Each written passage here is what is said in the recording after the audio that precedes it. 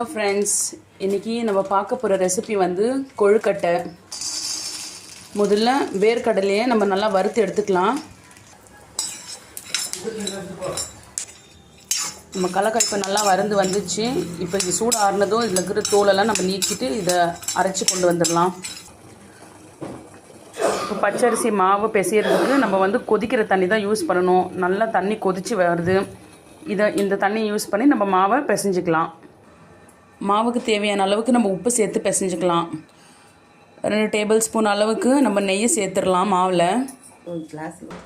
இந்த மாவோட அளவு பார்த்திங்கன்னா 1/2 கிலோ.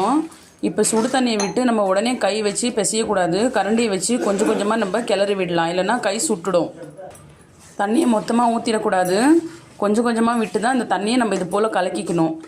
அதுக்கப்புறமா மாவெல்லாம் ஒரு பதமாக வரும்போது நம்ம கை வச்சு பிசைஞ்சிக்கலாம். மாவு இப்போ நல்லா பிசைஞ்சு ஒரு பதத்துக்கு வந்துடுச்சு.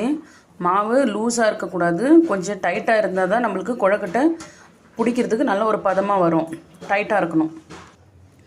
தோல் நீக்கி வச்ச வேர்க்கடலையும் வெல்லமும் எடுத்துருக்கோம். இப்போ இது ரெண்டுத்தையும் சேர்த்து நம்ம ஜாரில் அரைச்சிட்டு வந்துடலாம். அரைக்கும் போது இது கூட நம்ம 4 ஏலக்காவையும் சேர்த்து அரைச்சிக்கலாம். நீங்கள் நினைக்கலாம் வெல்லத்தை இவ்வளோ பெருசு பெருசாக போட்டிருக்கிறமேன்னு சொல்லிட்டு. எங்கள் மிக்சர் ஜாரில் வெல்லம்லாம் நல்லா அரைப்பட்டு வந்துடும். அப்படி இல்லைனாக்கா நீங்கள் இடிக்கல்லில் வச்சு கூட வெல்லத்தெல்லாம் இடிச்சிக்கலாம்.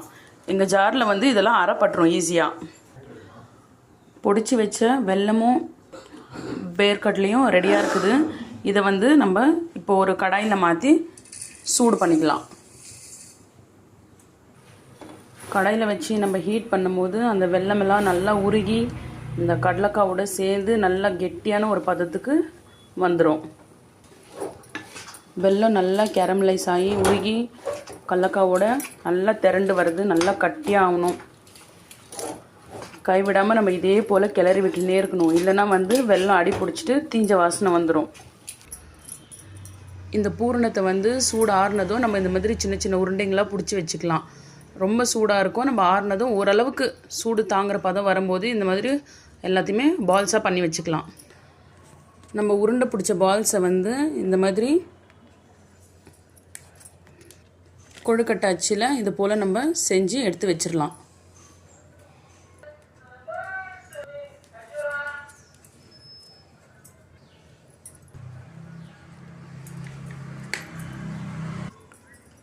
நம்ம கொழுக்கட்டைலாம் இப்போ நம்ம அச்சில் போட்டு ரெடி பண்ணி வச்சியாச்சு. இப்போ வந்து இதை இட்லி குக்கரில் வச்சு நம்ம ஸ்டீம் பண்ணி எடுத்துகிட்டு வந்துடலாம். தண்ணி நல்லா கொதி வர ஆரம்பிக்குது. இப்போ இந்த நேரத்தில் நம்ம வந்து பிளேட்டை வச்சு கொழுக்கட்டையெல்லாம் அரேஞ்ச் பண்ணிடலாம். இட்லி தட்டு வச்சு அது மேலே வந்து ஒரு ஒயிட் காட்டன் கிளாத் வச்சு நம்ம வந்து ரெடி பண்ண கொழுக்கட்டையெல்லாம் உள்ளே வச்சிடலாம். இப்போ நம்ம எல்லா பக்கமும் இந்த துணியை வச்சு மூடி வச்சு க்ளோஸ் பண்ணிடலாம். க்ளோஸ் பண்ணிவிட்டு ஒரு 20லேருந்து 25 நிமிஷம் நல்லா வேக வச்சிடலாம்.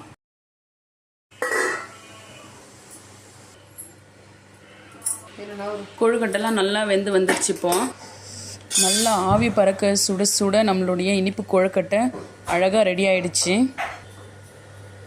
குழந்தைங்களுக்கு நம்ம கடையில் தேவையில்லாத ஸ்நாக்ஸெல்லாம் வாங்கி தர்றதுக்கு பதிலாக, தேவையில்லாத ஜங்க் ஃபுட்டெல்லாம் வாங்கி தர்றதுக்கு பதிலாக இது போல் நம்ம ஹெல்த்தியான ஸ்நாக்கை வீட்டிலே பண்ணி கொடுக்கலாம். கண்டிப்பாக ஒரு முறை நீங்களும் இதே போல் ட்ரை பண்ணி பார்த்துட்டு கமெண்ட்ஸில் சொல்லுங்கள்.